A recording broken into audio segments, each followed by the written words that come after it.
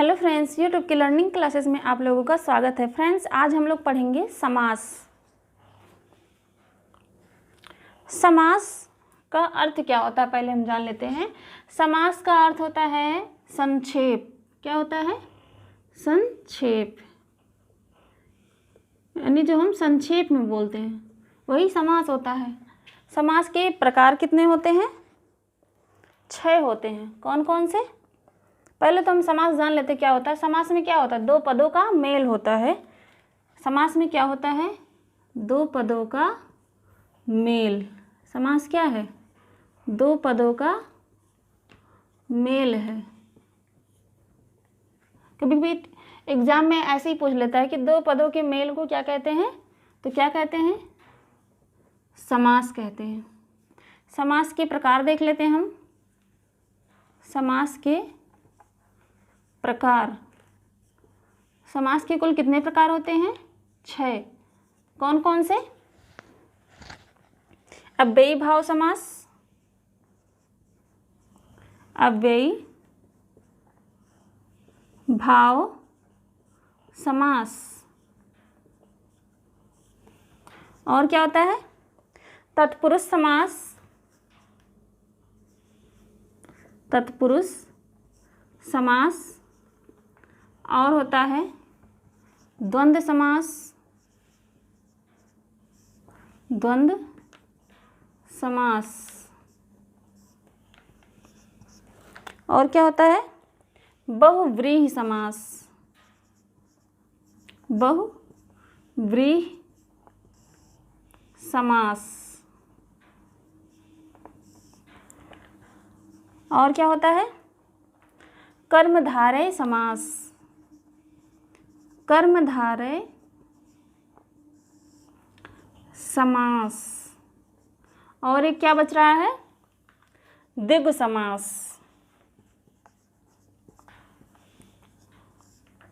द्विगु समास।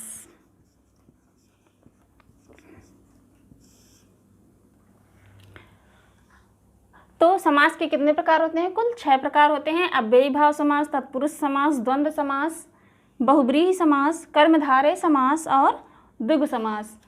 अब हम देख लेते हैं कि इन सारे समास को, जैसे अव्ययी भाव समास हुआ, तत्पुरुष समास हुआ, इन्हें हम कैसे पहचानेंगे कहाँ पे कौन सा समास है। तो इसमें 2 पद होते हैं, प्रथम पद और द्वितीय पद। इनका हम वर्गीकरण करके देख लेते हैं। प्रथम पद और द्वितीय पद।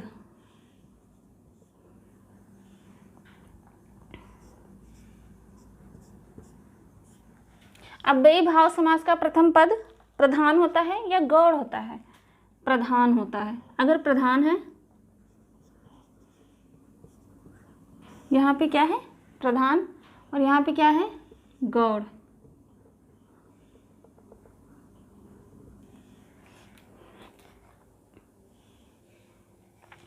क्या होता है?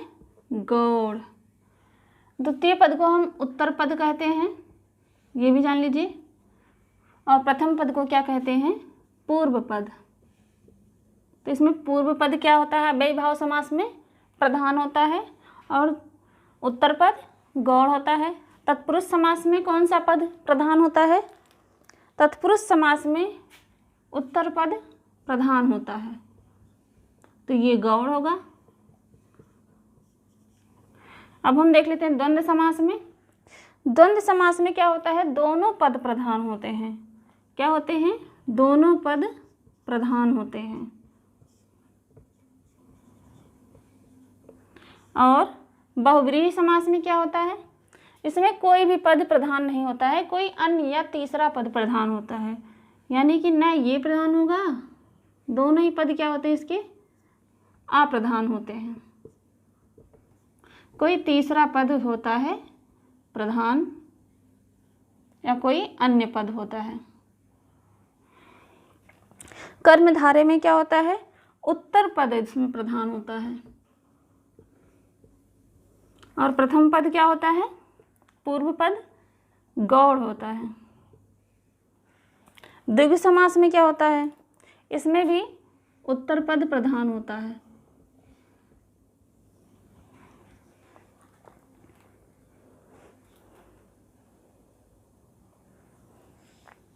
अब हम देख लेते हैं इन सबके एग्जाम्पल और इसे समझ लेते हैं। अव्ययी भाव समास में क्या होता है, जिस समास में पूर्व पद क्या होता है, अव्यय होता है, वहाँ पे कौन सा समास होता है, अव्ययी भाव समास। जैसे कुछ शब्द हैं, कौन कौन से, आमरण, भरपेट, और क्या होता है, यथाशक्ति। ये सब बहुत ज़्यादा पूछा जाता है एग्जाम में, सारे एग्जाम में लगभग समास पूछा ही जाता है। यथाशक्ति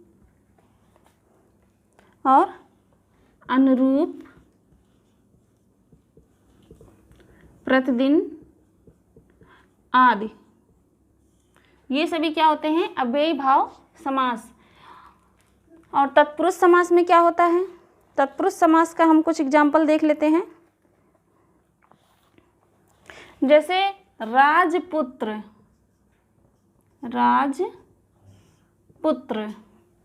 और क्या होता है, प्रेम मग्न, प्रेम मग्न, सभी में कारक आ रहा है। जैसे राजा का पुत्र, प्रेम में मग्न, तो जितने भी जिसमें कारक आएंगे वहाँ पे तत्पुरुष समास होता है लगभग हर जगह। जैसे राजा का पुत्र, यहाँ पे तत्पुरुष समास है। प्रेम में मग्न, में आ रहा है, कर्ता कर्म आ रहा है कारक, तो वहाँ पे क्या होगा, तत्पुरुष समास। तो जहाँ पे भी कारक आएंगे वहाँ पे क्या होगा, तत्पुरुष समास। कारक कुल 8 होते हैं, इस कारक के बारे में आगे पढ़ेंगे।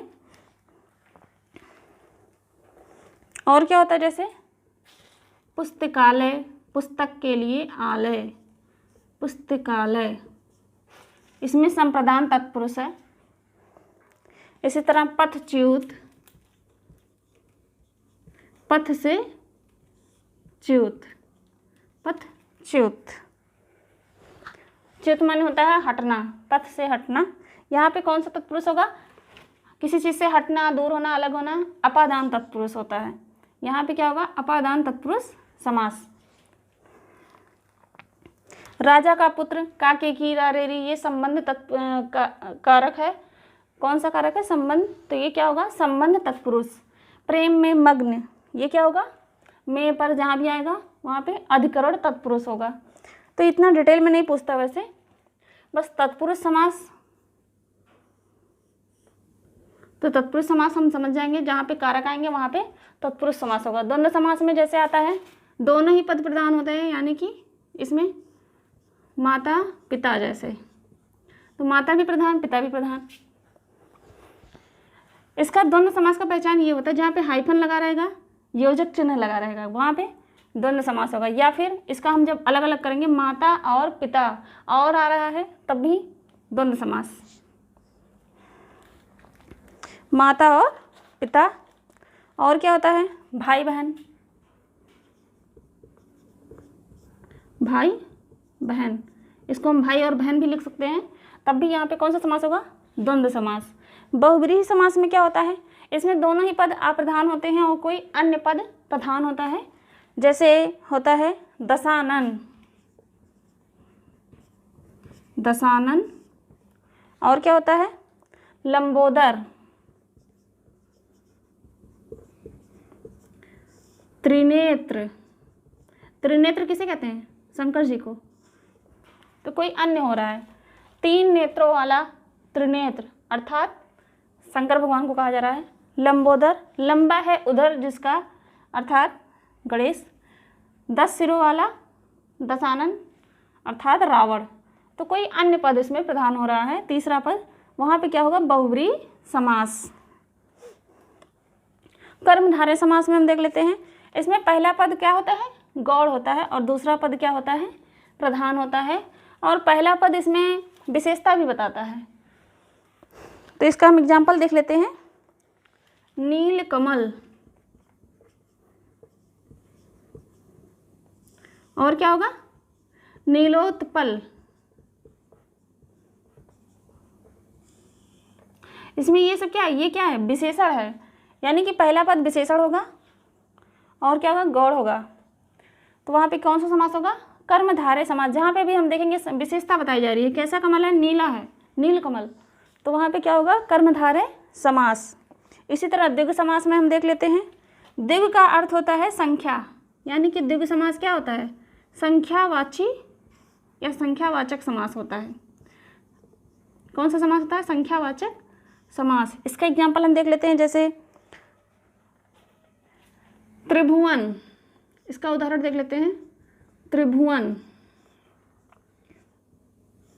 त्रि क्या है, 3, द्विगुवाचक संख्या है। चौराहा, चौ से 4 संख्या आ गया।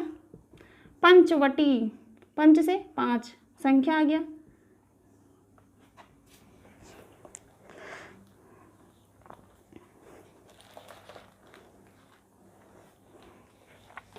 समास का अर्थ क्या होता है, संक्षेप या संक्षेपीकरण।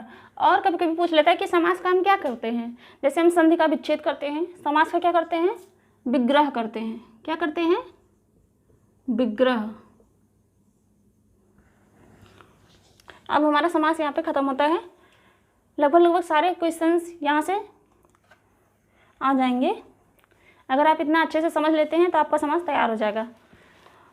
तो फ्रेंड्स, अगर हमारी क्लास आप लोगों को अच्छी लगी हो तो लाइक, शेयर और सब्सक्राइब जरूर करिएगा। इसी तरह हम आगे रिवीजन करते रहेंगे। धन्यवाद।